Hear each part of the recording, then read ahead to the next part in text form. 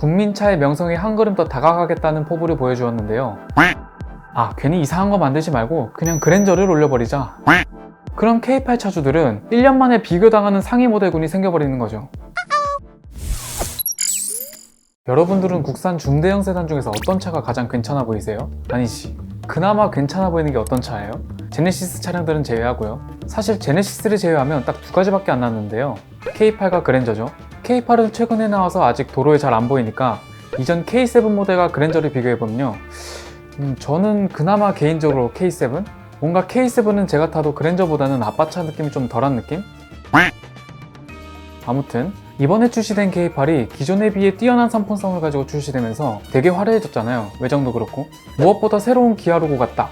저는 K8 디자인 중에 새로운 기아 로고가 들어간 스티어링 휠이 제일 괜찮은 것 같은데, 그나마. 그 외국인들 보면 수출용 스팅어에는 기존에 별로라고 말 많은 기아 마크가 들어갔잖아요. 그거 떼내려고 엄청 고생하더라고요.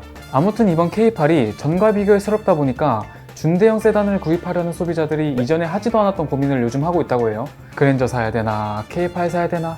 이전엔 이런 고민 안 했잖아요. K7 사야 되나, 그랜저 사야 되나. 무조건 그랜저였지. 그래서 사전 계약 대수만 놓고 보면 K8이 그랜저를 이겨버렸죠.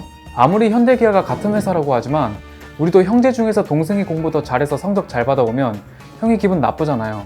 그러면 형도 괜히 동생 이겨보겠다고 공부 더 열심히 하고, 그니까 동생 기아가 맡은 차가 더 잘 팔리고 있는 게 배 아픈 현대차는 기아 K8을 누르기 위한 방법들을 내부에서 많이 논의 중일 텐데요. 자, 오늘은 동생보다 못한 형이 되고 싶지 않은 현대차가 그랜저에 보여준 혁신적인 변화에 대해 알아보겠습니다. 지난 3월, 기아가 뛰어난 판매량을 보이는 그랜저를 견제하기 위해 기존 판매량이 저조하던 동급 경쟁 모델 K7의 후속으로 한 단계 윗버전인 K8을 출시했는데요. K8은 지난 2016년 K7 2세대 모델 출시 이후 5년 만에 풀체인지된 모델로 차체가 기존 대비 커지고 실내외 디자인에 다양한 변화를 주면서 소비자들의 시선을 사로잡고 있는데요.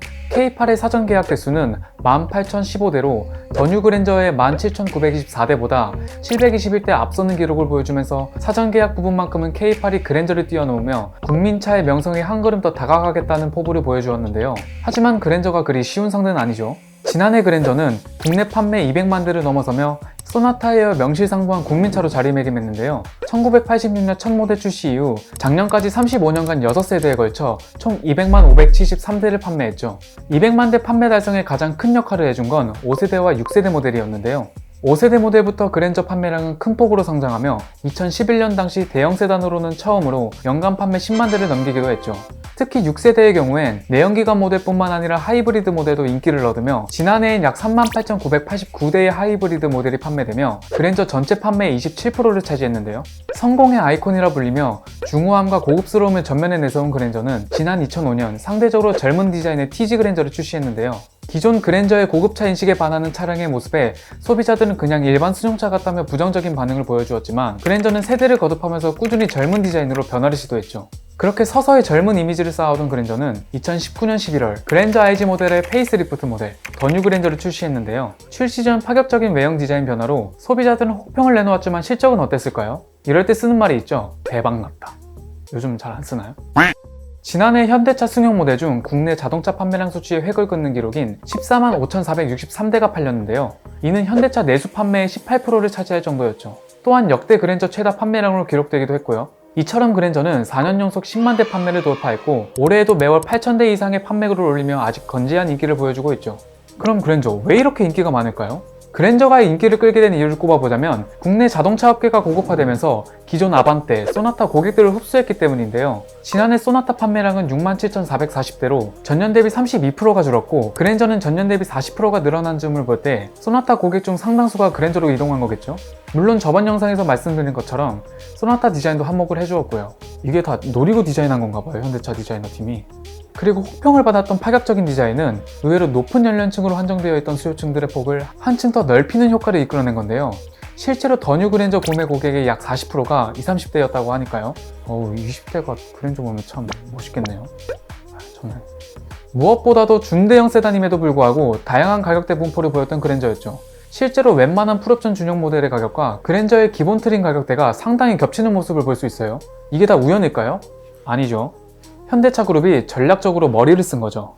소나타 가솔린 2.0 인스퍼레이션 트림의 가격은 3,298만원, K5 1.6 가솔린 터보 시그니처 트림의 가격은 3,151만원인데 기본형인 그랜저 가솔린 2.5 프리미엄이 3,294만원이니까 완전히 겹치죠. 이러니 중형 세단 살라고 전시장 들어간 사람이 그랜저 계약서를 들고 나오게 되는 거죠. 그 유명한 글 있잖아요. 모닝 사러 갔다가 롤스로이스 계약한다는. 그런데 이런 그랜저가 K8이 출시되면서 사전 계약에서도 밀리고 사람들 반응도 좋고 하니까 현대차가 이러다가 기아한테 밀리겠다 싶은 거죠. 이런 쪽으로는 참 대응이 빨라요. 그죠? 그래서 현대차 내부 관계자들이 생각해낸 게 내년 풀체인지 되는 그랜저 7세대를 기존 중대형급에서 대형급 세단으로 올려버리는 계획을 세워버려요. 차체 길이도 딱 5m가 넘게 거대한 몸집으로 만들어서 옛날 다이너스티와 제네시스, 아슬란에 내줬던 고급 대형 세단 포지션을 되찾겠다 이거죠. 근데 얘네는 맨날 자기들끼리 명성을 되찾겠느니 마느니 하더라고요. 자, 현대차 그룹이 제네시스를 고급 브랜드로 빼버렸잖아요. 이 때문에 준대형 그랜저가 현대차의 플래그십 역할을 도맡아서 해왔는데요. 그런데 그랜저랑 G80 사이의 갭 차이가 너무 나다 보니까 수입 브랜드로 이탈해버리는 고객층들이 생겨버리는 거죠. 그래서 현대차가 이미 한번 방법을 모색한 적이 있는데 그게 바로 그랜저 기반의 아슬란. 근데 이 아슬란 어땠어요? 도로에서 보면 저 차는 뭐지?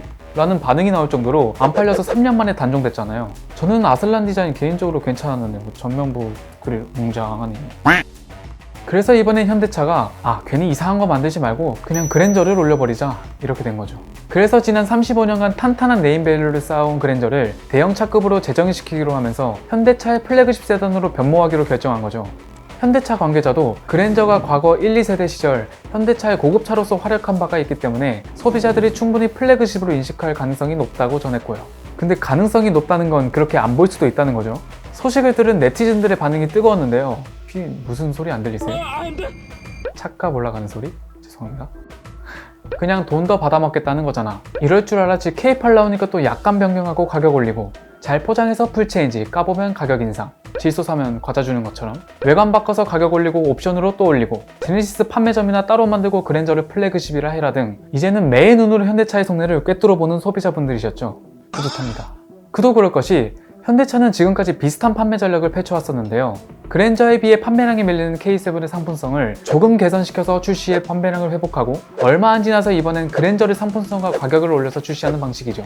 여기서도 1+1. 실제로 더 뉴 그랜저는 페이스리프트 전 모델인 그랜저 IG보다 트림별로 약 60만원에서 240만원 가격이 인상된 건데요.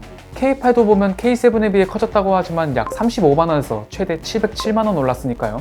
이를 증명하듯이 현대차 그룹은 올해 기아 K8을 출시했죠. 근데 또 K8이 빵 터지고 그랜저가 주춤하니까 내년에 그랜저 풀체인지 모델을 출시 예정이라고 하죠. 그럼 K8 차주들은 1년 만에 비교당하는 상위 모델군이 생겨버리는 거죠. 이렇게 현대 기아차는 각각 하나씩 교대로 상품성 개선을 선보이며 국내 중대형 세단 점유율을 확대해 나가는 전략인데요. 그룹 차원에서는 소나타와 기아 K5가 중형 세단 자리를, 기아 K8이 중대형, 내년 풀체인지 되는 그랜저가 대형 시장까지 촘촘히 방어하는 라인업을 완성시키는 계획인 거죠. 이 과정에서 그랜저 아래급으로 기아 K8에 대응할 중대형 세단이 추가될 수도 있다는 관측도 나오고 있고요. 하지만 소비자들은 말이 좋아 판매 전략이지 국내 시장 독과점 아니냐는 의견을 제기하기도 했는데요. 현재 국내 제조사 중 르노, 삼성, 쌍용, 쉐보레는 제네시스에도 밀리면서 전혀 경쟁을 못하고 있으니 국내 자동차 시장에서 현대차 그룹이 독과점하는 양상을 보여도 소비자들은 어쩔 도리가 없는 상황이죠. 수입차 브랜드가 최근 파격적인 가격 정책으로 견제를 하고 있긴 하나 내수 시장은 결국 국내 제조사의 영향이 가장 크게 미치게 되는 게 문제인데요. 그런데 최근엔 현대차가 그랜저 재고 처분에 힘을 쓰고 있다고 해요. 전 시장을 찾은 소비자들에게 새로 만든 차가 아닌 기존에 생산해둔 재고 상품을 안내하는 건데요.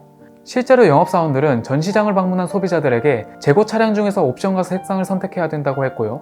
그랜저는 또 재고 차량에 대한 할인도 그렇게 크지 않는데 말이죠. 기록적인 판매량을 보였고 아직도 잘 팔리는 그랜저를 뭐하러 재고 처리하겠어? 이렇게 생각하시는 분들이 계실 텐데 최근 반도체 부족으로 인한 생산 차질이 주 원인이었다고는 하지만 영업 일선에서는 풀체인지 전 부분 변경 출시설이 돌아 반도체 문제가 아닌 부분 변경 출시를 앞두고 있기 때문에 기존 재고에서 색상 및 트림을 선택해야 한다는 말도 있어요. 이에 현대차 관계자는 현재 공식적으로 말씀드릴 단계가 아니다. 국내 소비자들의 요청에 따라 적합한 시기에 시의성 있는 제품을 공급하도록 최선을 다하겠다라고 전했고요. 판단은 보시는 시청자분들이 하시겠죠. 해외에서는 자동차 제조사들의 신차 출시 계획을 오매불망 기다리는 소비자들이 있는 반면 우리나라에서 현대차 그룹의 신차 계획이 발표되면 가장 흔히 볼 수 있는 반응들은 이번엔 어떤 옵션 장난지를 보여줄까? 기존 결함부터 해결해라. 차값 올리겠다는 소리 어렵게 한다는 부정적인 반응들 뿐인데요. 이번 그랜저 풀체인지 소식만 봐도 준대형에서 대형으로 격상되는 차급에 기대를 거는 반응보다는 인상대 차값을 걱정하는 반응들이 더 많잖아요.